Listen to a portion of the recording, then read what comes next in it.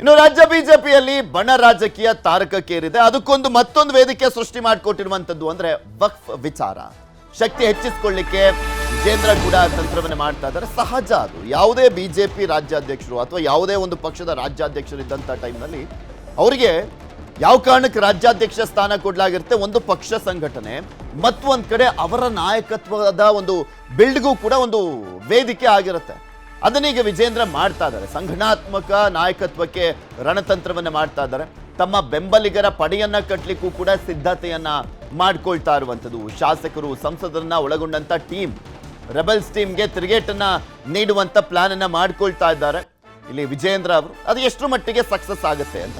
Because ಯಡಿಯೂರಪ್ಪನವರ ಜೊತೆ ಇದ್ದಂಥವರೆಲ್ಲರೂ ಕೂಡ ವಿಜೇಂದ್ರ ಅವರ ಜೊತೆ ನಿಂತ್ಕೊಂಡಿದ್ದಾರಾ? ಇಲ್ಲ. ಯಡಿಯೂರಪ್ಪನವರ ಜೊತೆ ಇದ್ದಂಥವರೇ ಈಗ ವಿಜೇಂದ್ರ ವಿರುದ್ಧ ಇದ್ದಾರಾ? ಕೆಲವರು ಇದ್ದಾರೆ, ಹೌದು. ಸೊ ಹೀಗಾಗಿ ಅದನ್ನು ಬ್ಯಾಲೆನ್ಸ್ ಮಾಡಬೇಕಲ್ಲ.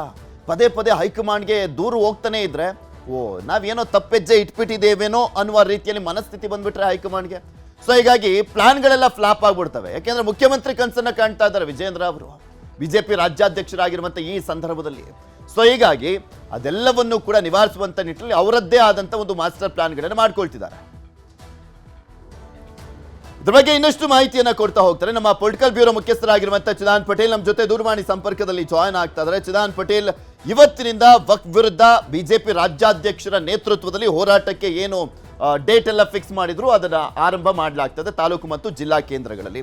ಇದಕ್ಕೆ ಯತ್ನಾಳ್ ಟೀಮ್ ಬೆಂಬಲ ಯಾವ ರೀತಿಯಾಗಿರುತ್ತೆ, ಬಿಜೆಪಿ ಯಾವ್ಯಾವ ರೀತಿಯಾಗಿ ಹೋರಾಟವನ್ನ ಮಾಡ್ತಾ ಇರುವಂತದ್ದು ಈ 2 ದಿನದಲ್ಲಿ, ಇನ್ನ ಬಣ ರಾಜಕೀಯ ತಾರಕಕ್ಕೇರ್ತಾ ಇರುವಂತ ಹಿನ್ನೆಲೆ ಯತ್ನಾಳ್ ಸಪರೇಟ್ ಆದಂತ ಒಂದು ಹೋರಾಟವನ್ನ ಕೂಡ ಹಮ್ಮಿಕೊಂಡಿದಾರಲ್ಲ, ಅದಕ್ಕೇನಾದ್ರೂ ಬ್ರೇಕ್ ಹಾಕುವಂತ ಸಾಧ್ಯತೆ ಇದೆಯಾ ಇಲ್ವಾ ಹೈಕಮಾಂಡ್?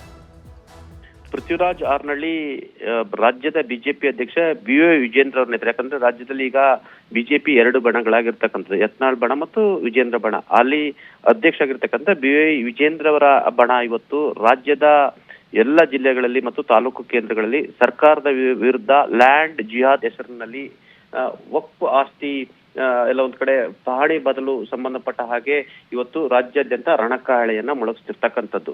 ಜಿಲ್ಲಾ ಕೇಂದ್ರಗಳು ಮತ್ತು ತಾಲೂಕು ಕೇಂದ್ರಗಳಲ್ಲಿ ಪ್ರತಿಭಟನೆ ಮತ್ತು ಹೋರಾಟವನ್ನು ಮಾಡುವ ಮುಖಾಂತರ ಸರ್ಕಾರಕ್ಕೆ ಮೊದಲ ಹಂತದ ಬಿಸಿ ಮುಟ್ಟಿಸುವಂಥದ್ದು. ಆ ಮುಖಾಂತರ ಹೋರಾಟಕ್ಕೆ ಯತ್ನಾಳ್ ರವರ ಜಿಲ್ಲಾ ಪ್ರವಾಸದ ಮೊದಲೇ ಚಾಲನೆ ಕೊಡುವ ಮುಖಾಂತರ ವಕ್ಫ್ ಹೋರಾಟಕ್ಕೆ ಅಧಿಕೃತವಾಗಿ ರಾಜ್ಯ ಬಿಜೆಪಿಯಿಂದಲೇ ಆರಂಭಿಸಲಿಕ್ಕೆ ಇದು ಚಿಂತನೆಯನ್ನ ಮಾಡಿರುವಂಥದ್ದು. ಇದರ ಭಾಗವಾಗಿ ಇವತ್ತು ಅತಿ ದೊಡ್ಡ ಪ್ರತಿಭಟನೆಗಳನ್ನು ಎಲ್ಲಾ ಜಿಲ್ಲಾ ಕೇಂದ್ರಗಳಲ್ಲಿ ವಿಜೇಂದ್ರ ಅವರ ಸೂಚನೆ ಮೇರೆಗೆ ಆಯಾ ಜಿಲ್ಲೆಯ ನಾಯಕರುಗಳು, ಶಾಸಕರುಗಳು ಮತ್ತು ಸಂಸದರುಗಳು ಭಾಗಿಯಾಗಿ ಇವತ್ತು ಪ್ರತಿಭಟನೆಯನ್ನ ಮಾಡ್ತಿರುವಂತದ್ದು.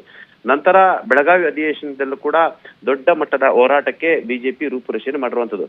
ಇದರ ಬೆನ್ನಲ್ಲೇ ಬಿಜೆಪಿಯಿಂದ ಈಗ ಟೀಮ್ ಮಾಡಿರ್ತಕ್ಕಂಥದ್ದು. ಆ ಟೀಮ್ ನಲ್ಲಿ ಬಸನಗೌಡ ರಾವ್ ಪಾಟೀಲ್ ಯತ್ನಾಳ್ ರವರು ಇದ್ದಾರೆ ಮತ್ತು ರಮೇಶ್ ಜಾರಕಿಹೊಳಿ ಕೂಡ ಇರ್ತಕ್ಕಂಥದ್ದು. ಹಾಗಾಗಿ ಈ ತಂಡ ಎಲ್ಲ ಒಂದ್ ಕಡೆ ಅಧಿಕೃತ ಭಾರತೀಯ ಜನತಾ ಪಕ್ಷದ ಹೋರಾಟದ ತಂಡದೊಂದಿಗೆ ಕೈ ಜೋಡಿಸ್ತಾ ಸದ್ಯದ ಕುತೂಹಲ. ಆದ್ರೆ ಈ ಕ್ಷಣದವರೆಗೂ ಕೂಡ ಎಲ್ಲ ಒಂದ್ ಕಡೆ ವಿಜೇಂದ್ರ ಅವರ ಪರವಾಗಿ ಮತ್ತು ವಿಜೇಂದ್ರ ಅವರ ಆದೇಶದ ಮೇರೆಗೆ ಮತ್ತು ವಿಜೇಂದ್ರ ಅವರ ಸೂಚನೆ ಮೇರೆಗೆ, ರಾಜ್ಯ ಬಿಜೆಪಿ ಸೂಚನೆ ಮೇರೆಗೆ ನಡೀತಿರ್ತಕ್ಕಂಥ ಯಾವುದೇ ಹೋರಾಟಕ್ಕೂ ವಕ್ಫ್ ಸೇರಿದಂತೆ ಯಾವುದೇ ಹೋರಾಟಕ್ಕೂ ನಾವು ಭಾಗವಹಿಸಿಲ್ಲ ಅಂತೇಳಿ ಸ್ಪಷ್ಟಪಡಿಸಿರ್ತಕ್ಕಂಥದ್ದು. ಆ ಮುಖಾಂತರ ಬಿಜೆಪಿಯಲ್ಲಿ ಈಗ ಒಡೆದ ಮನಾಗಿರುವಂಥದ್ದು 2 ದೋಣಿಗಳಾಗಿರ್ತಕ್ಕಂಥದ್ದು. ಹಾಗಾಗಿ ಇವತ್ತಿನ ಹೋರಾಟವನ್ನು ಆ ಮುಖಾಂತರ ಯತ್ನಾಳ್ ಟೀಮ್ ಜಿಲ್ಲಾ ಪ್ರವಾಸಕ್ಕೂ ಮೊದಲೇ ಮಾಡ್ಲಿಕ್ಕೆ ತೀರ್ಮಾನ ಮಾಡಿರುವಂತದ್ದು. ಸರ್ಕಾರದ ವಿರುದ್ಧ ವಕ್ಫ್ ಹೆಸರಿನಲ್ಲಿ ರಣಕಾಳೆಯನ್ನ ಮೊಳಗಿಸ್ತಿರ್ತಕ್ಕಂಥದ್ದು. ಪೃಥ್ವಿ. ಓಕೆ, ಧನ್ಯವಾದ ಚಿದಾನ್ ಪಟೇಲ್ ನಿಮ್ಮೆಲ್ಲ ಮಾಹಿತಿಗಾಗಿ.